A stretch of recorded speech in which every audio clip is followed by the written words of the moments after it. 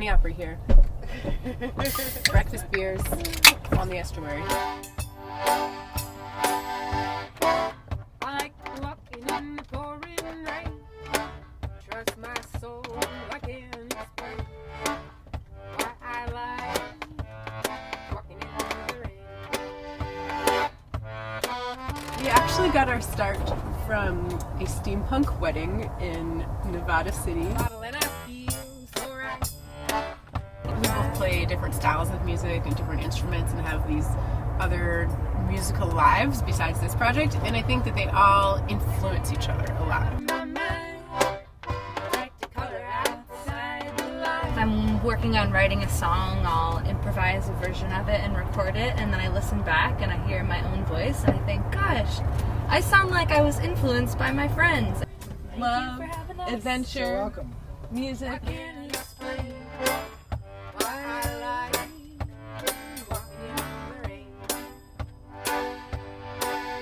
That's what it's like to be Lady Gaga.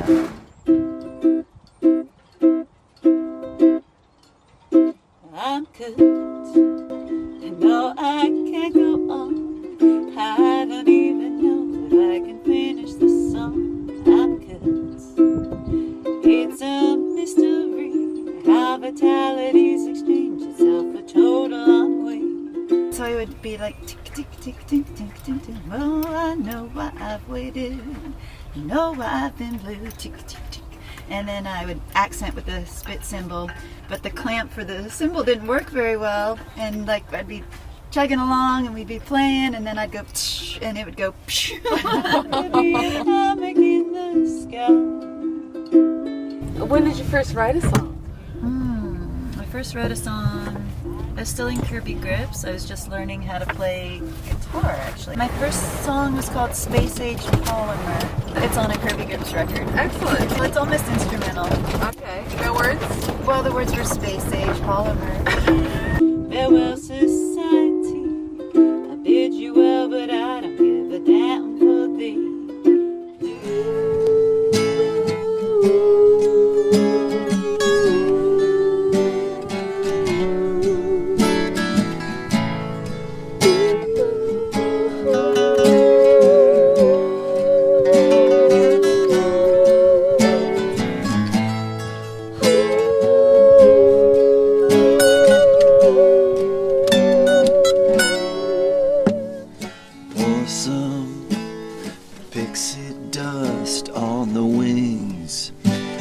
Shiny jet silver plane, billowed sails, unfurl them and take you back to where I am. Everything is sideways all of a sudden. Wow! Yowza! Oh my god! And about a year into Felsen, actually playing at the Starry Plow, there were these Austrian people there, like a group of Austrian tourists who just happened to wander in. And they like saw Felsen and they're like, oh wow, fellow German-speaking people, and they came up and they were probably like horribly disappointed with what we were providing. And they got to talking and they said, "Do you even know what it means?" I'm like, "No, I don't." It means rocks. I'm like, well, that's kind of appropriate because We rock. some fucking rocks. So That's that's that. That's where I am right now. That's where I am right now. I don't mind standing here and killing time in the X-ray line to board your private airline in the sky. Whoa. Just keep at it. Right. Just keep at it. This poem is called The Great Milky Way. I have many reports on the miseries of the milkman, daughter of dairy folk that I am. But the cows are lovely. Holstein, Guernsey, Belarus red. Uncle Vern used to hook them up to machines that pulsed the barn like a disco. Milk, my happy place. Butter churned from the froth takes well to chocolate and Mama's boys. It's the sweet bond of suckle we wish we could return to. In a bowl, the Cheerios always run out first. Snow White, a shapely vixen bottled with a pleated cap, wholesome as Nancy Drew. Farming is hard, said Uncle Vern before he died. Damn you, Vern, said his wife after. When he was sad, he ate Wonder Bread, soaked in milk from a glass with a spoon.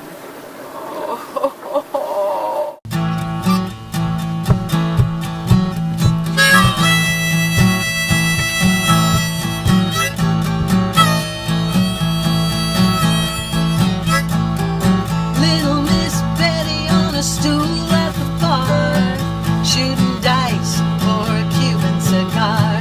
No bigger than a minute in a 10-gallon hat, shiny red dress, boots to match. Yeah. Well, I've been writing more since. And once again, Kerry's at my left. Kerry, you have a lifelong closeness. Not that close, honey. All right, let's tap. Jumping and a howling like a hound at the door. She'll let you know when she's had enough. I wanna be Betty when I grow up. I can reach down and touch the water. This is cool. Woo. You like some? There's lots of them. That's okay.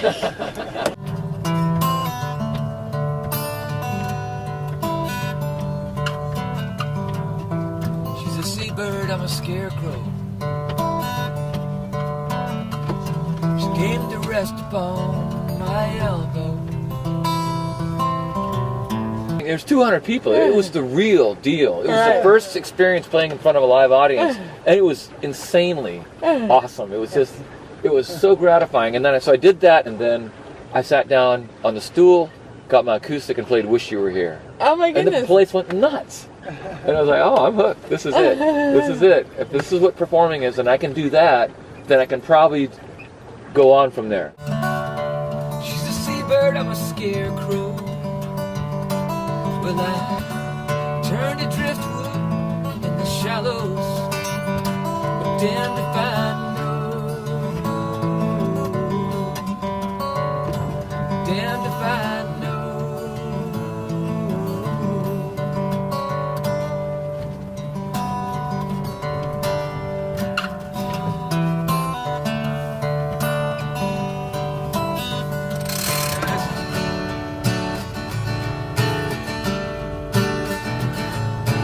We read Kerouac as kids. Some of us are tempted by the road. I know going off the grid didn't solve my problems back at home. We're all in our 20s trying to write great songs, and you know, if your friend brought a couple of songs and they were both really good, and you brought one and it wasn't that good, you'd be like, you know, I gotta work harder at this. You know, you can develop very quickly as an artist if you have any talent at all. With that kind of application, you can develop over a shortish period of time. Moonbeams, many billion stars, summer on the beach in Mexico. And how I might achieve those objectives, and I don't waste as much time as I would if I was at sea, so to speak. Yeah. Well, no, I'm yeah. We're not at sea. We're just in the estuary. That's kind of us. Nothing but lines will be crossed. Some of us are free, some of us are lost. Are your words sincere? Does your heart speak when you say sweetly? Or do you read a tailored script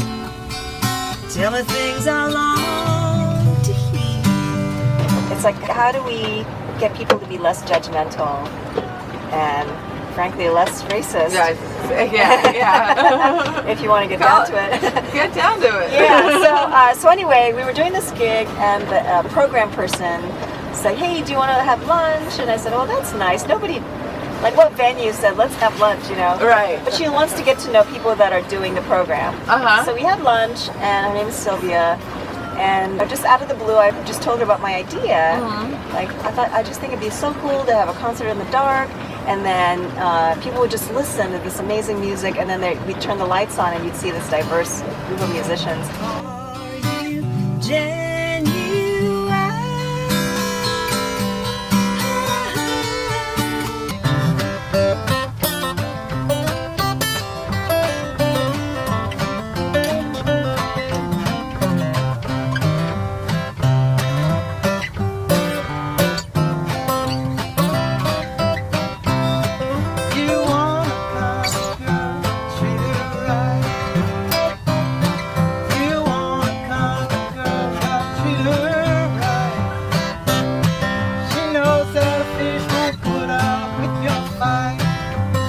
When I set up the conditions, songs usually come. Yeah, and it's sort of like, you know, writing in a journal, or I'm sure like an artist. Like if I were an artist and I saw that, if I, you know, would pass by, like that scene right there would pass by if I were just here with you guys. But if I were by myself, and not with all these people, I would paint it.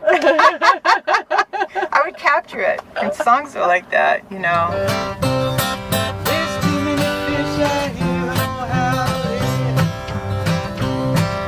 So how many days were you there? I think we did the bed tracks in like 3 days, and then yeah, there you go. Autopilot, hung on a hammock. Yeah. Vision in Mobile, vision in New Orleans. I've been visioning Austin with first and sea. They got the best of fish this country girls ever seen. This really is nowhere.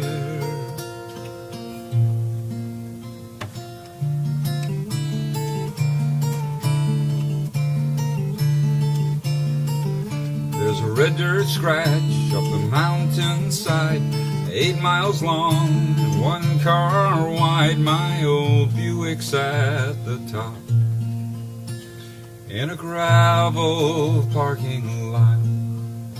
My songs generally start with either a first line or a last line. And it's a first line that causes me to perk up my ears, wonder what this is about. Something, I don't want to use the word shocking, but you know, it's something that grabs my attention. Or a last line that grabs my attention. And from there, the process is, if I've got a first line, it's, well, how do I develop this into something that is linear, that gets me someplace? Out in the distance I can see the lights dotting the horizon on the clear nights. Are you listening? We're taking calls.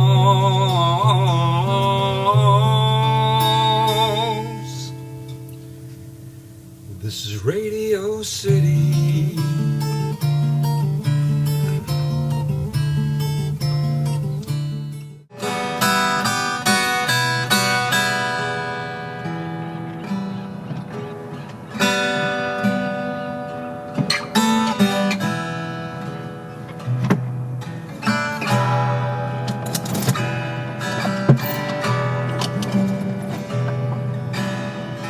Outside the rain is falling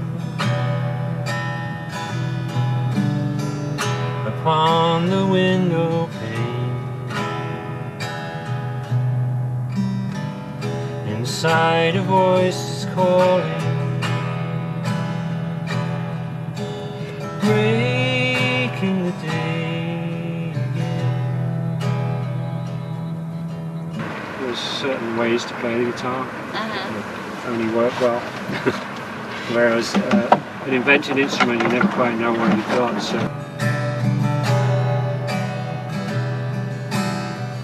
No words or conversation.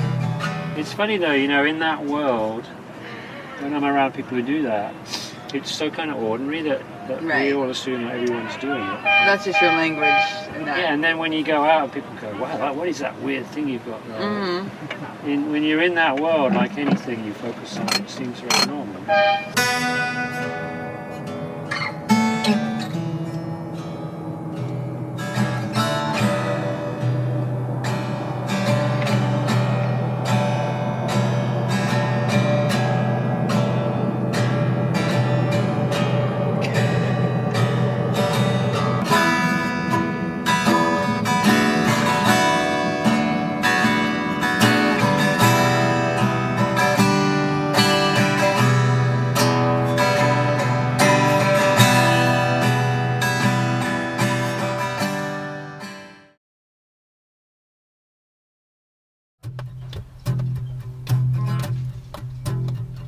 A pair of masqueraders,